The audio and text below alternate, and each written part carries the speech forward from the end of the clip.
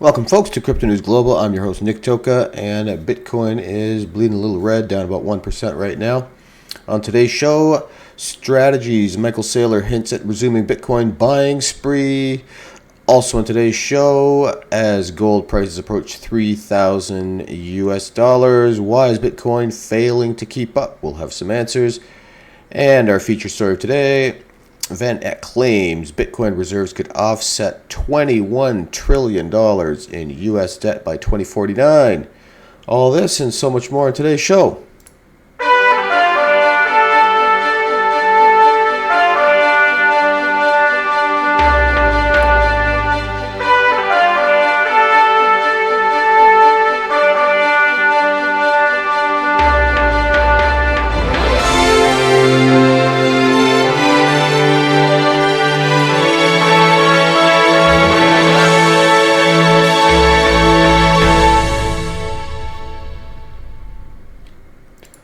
Welcome, folks, to Crypto News Global. I'm your host, Nick Toka. Today is February 23rd, 2025, and Bitcoin in the red for a couple days straight here.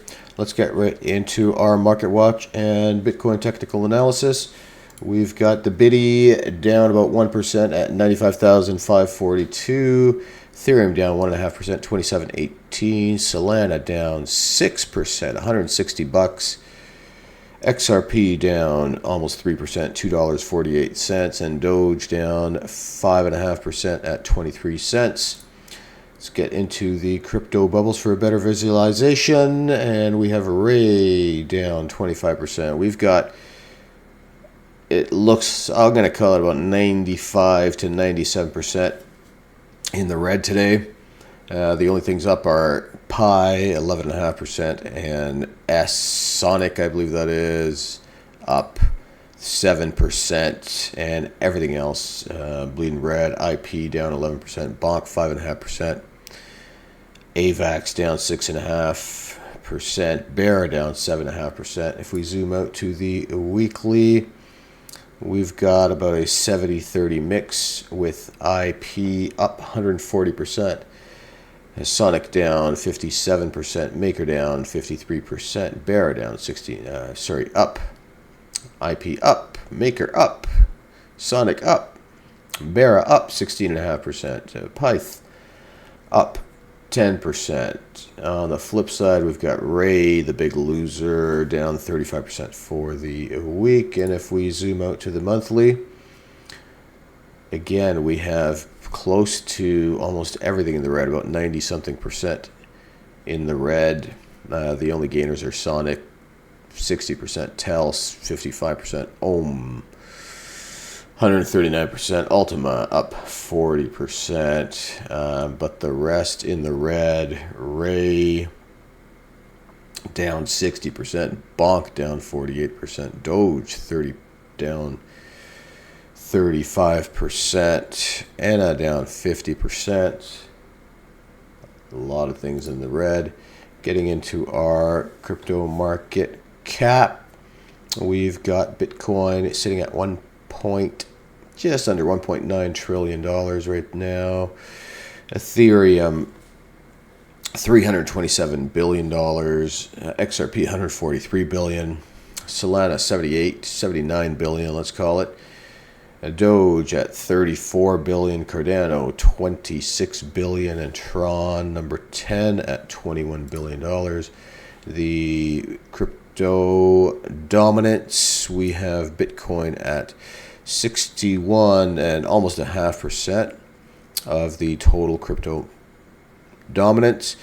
Ethereum 10.6%, XRP 4.7%, and BNB coin at 3% of the total crypto market. Currently, we are a 49 in neutral on our crypto fear and greed index. 50 was yesterday in neutral, and last week also a 51 in neutral. We've got about 1,150 days remaining until the next halving in 2028. That's 164,956 blocks until the next halving, and until the year 2140, when the last block is mined, there's 1,171,738 blocks left to mine. total assets by market cap, we've got gold at 19.8 trillion, Apple at 3.7 trillion, Nvidia 3.3 trillion, Microsoft 3 trillion, Amazon 2.29 trillion, Google 2.2 trillion, Bitcoin 1.908 trillion, number 7 spot above silver at 1.84 trillion, Saudi Aramco 1.78 trillion, Meta, Facebook 1.7 trillion, and Tesla to wrap up the top 11 at $1.086 trillion. And you can currently get 1,046 Satoshis for one US fiat dollar. And we just flipped $36.5 trillion in debt just a couple days ago, it feels like, but we're already at 36,518,425,000,000, which equals to 107,290 per U.S. citizen and 323,047 per U.S.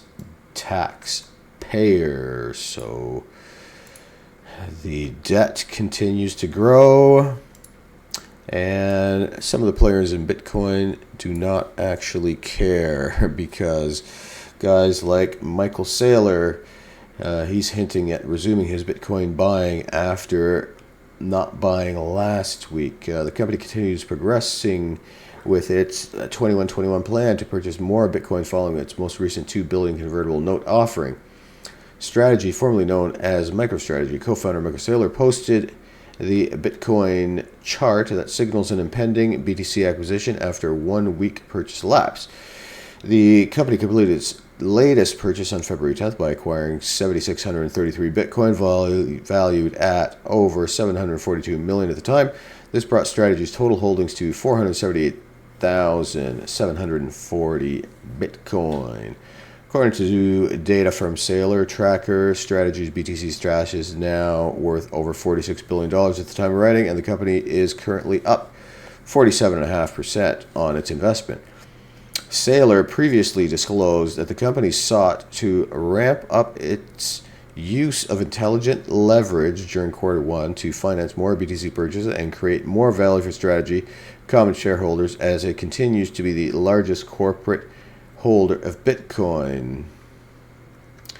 Yeah, so he will be buying, and there's a bit of a dip today, so I'm pretty sure 100% he's going to be buying tomorrow.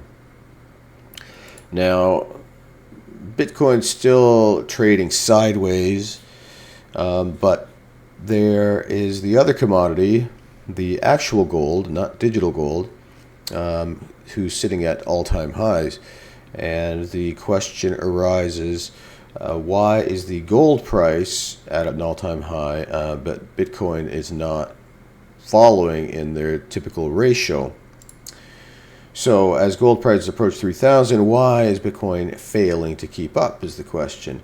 Bitcoin and gold have been on a highly disparate price trajectories for the past half year, which spells trouble for the world's largest cryptocurrency. Yellow metal has continuously registered fresh peaks and is close to breaking above 3,000 an ounce for the first time ever. Meanwhile, BTC has been stuck below 100,000 for most of February.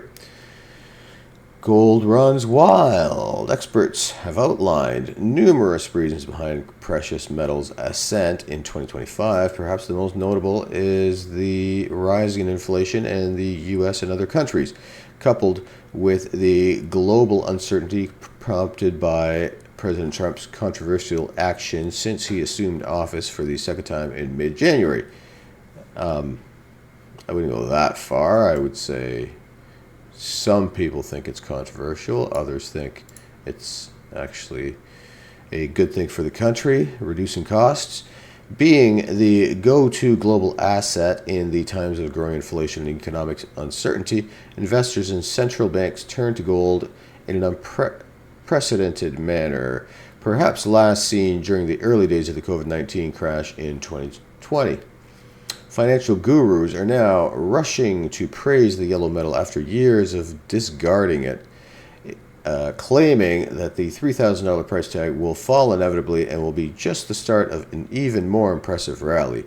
Whether that will come true to fruition is anyone's guess at the moment, but if it's true, the metal has expanded its dominance over other assets in the past few months. Gold stands unchallenged at the first position with the total market capitalization of almost $20 trillion. This number is higher than the 7 next financial assets combined, including Bitcoin. Bitcoin struggles. The gold price chart shows a contrasting picture, and here we're showing both charts side by side. Compared to Bitcoin, the precious metal actually tumbled after Trump's win in the 2024 elections in early November. While most riskier assets, such as Bitcoin, exploded, it took 3 months for gold to recover the lost ground, which happened in early February. In contrast, the primary cryptocurrency rocketed immediately after the elections, after some ups and downs in late 2024 and early 2025. Peaked on Trump's inauguration day almost at 110,000. Since then, it's corrected hard and suddenly stands almost 50% away from its all-time high. In contrast, the yellow metal has only solidified its strong run in February. It marked a new all-time high on Thursday, and even though it retraced slightly, it's about 1 to 2% away from it. So do these completely different price movements spell even more trouble for Bitcoin? After all, experts are convinced that gold will keep climbing and charting fresh peaks. Does that mean that Bitcoin will continue to struggle? I beg to differ. Well, there's no simple answer to the question. The fact is that the demand for Bitcoin has faded in recent weeks, especially in the US, which is evident by the declining Coinbase premium metric and the lackluster performance of the local ETFs. However, the financial markets and crypto in particular are highly irrational and unlogical places to be. It's difficult to make even educated predictions, but Bitcoin often does the opposite of what people expect it to do. As such, don't be too surprised if it reverses its trajectory in the following weeks and months and heads for new peaks regardless of gold performance. Yeah, I can agree with the end of this article. It definitely runs on its own vector, and we could see Bitcoin suddenly spike. We're seeing things, very much sideways. There is some speculation that the price is being manipulated by Coinbase and all the ETFs, and they're keeping the price down. That way they can still buy it kind of on the low end, and when they're done buying, which might be never, start pumping it up. Now, one thing that definitely will pump Bitcoin it's inevitable that if a U.S. strategic reserve comes into play, most analysts agree, and I listen to them all the time, that the price will spike tremendously just on the news. And once this starts happening and the Bitcoin starts to get purchased by the U.S. as a strategic reserve, many other countries are also going to follow, wanting a piece of the cut, which will then create a supply shock, hence also making the price go up even more. So VanEck claims that a Bitcoin reserve could offset the $21 trillion in U.S. debt by 2049. Analysis shows a 1 million Bitcoin reserve could reduce U.S. debt by $21 trillion by 2049, with BTC priced at 21 million under a 25% growth rate. VanEck has predicted the United States could reduce its national debt by $21 trillion in the next 24 years. The firm's analyst believes that this could be achieved by creating a 1 million Bitcoin reserve over the next 5 years. VanEck's estimate, according to the asset management company, a U.S. BTC reserve could slash the national debt if the crypto price increases to 21 million by the year 2049. This would represent around 80% of the total U.S. debt at the time. I know this price seems a little crazy, 21 million, but the price has gone from 0 to 100,000 in about 11, 12 years. So, it's not that insane of a price prediction by 2049, basically 25 years. If the U.S. government follows the Bitcoin Act's proposal path, accumulating 1 million BTC by 2029, our analysts suggest that this reserve could offset around 21 trillion of national debt by 2049, said the institution's head of digital asset research, Matthew Siegel, in its latest report. VanEck's estimate assumes that the cryptocurrency's price will increase at a compounded annual growth rate of 25%, rising from 100,000 to 21 million per BTC in the next 25 years, 24 years, he says, while the country's national debt climbs at 5% from 36 trillion at the start of 25 to 116 trillion over the same period. Holy smokes. The prediction aligns with the Bitcoin Act proposed by Senator Cynthia Lummis. Reacting to VanEck's proposal, the lawmaker posted on X, "Good idea." The Republican has been a vocal supporter of the idea of a U.S. BTC reserve. She has previously advocated for the initiative as a strategy to address the 36 trillion national debt and bolster the U.S. dollar global standing, as she argues that the asset's rising value could help reduce the debt over the next 20 years.